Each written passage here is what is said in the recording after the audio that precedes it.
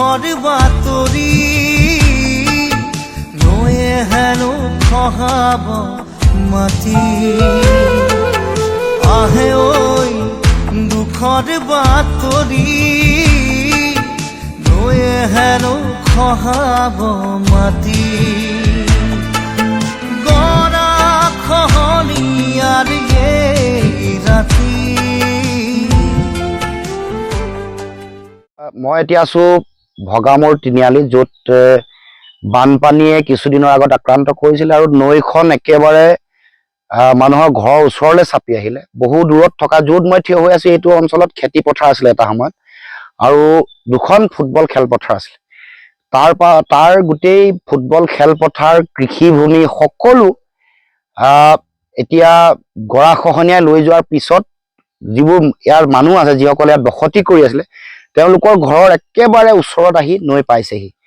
বহু দিনৰ পৰা ৰাইজৰ এই অঞ্চলৰ যিটো ৰিং বান্ধ সেইটো সম্পূৰ্ণ কৰাৰ দাবী আছিলে। ৰাইজৰ আৰু এটা দাবী আছিলে যে ইয়াত জিঅ' বেগৰ ব্যৱস্থা কৰি যাতে তাৎক্ষণিকভাৱে এই অঞ্চলৰ সুৰক্ষাৰ ব্যৱস্থা কৰিব লাগে। দুয়োপাৰে মানুহ আছে, ইপাৰে আৰু সিপাৰে। সিটো পাৰেও গৰাখহনীয়া বানপানী আক্ৰান্ত কৰে আৰু এইটো পাৰে বেছি ভয়াৱহ।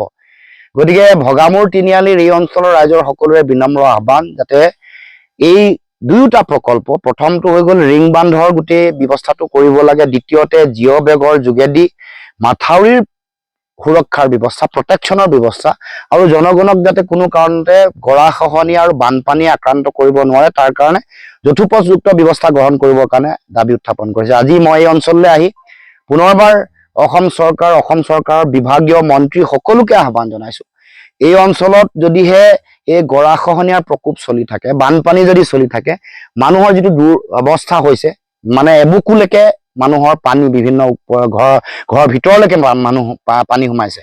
তাৰ উপৰিও গৰাখহনীয়া আমি থাকোঁতে চপৰে ইয়াত মাটি খহি পৰিছে বুঢ়ীদিহিঙৰ বুকুত।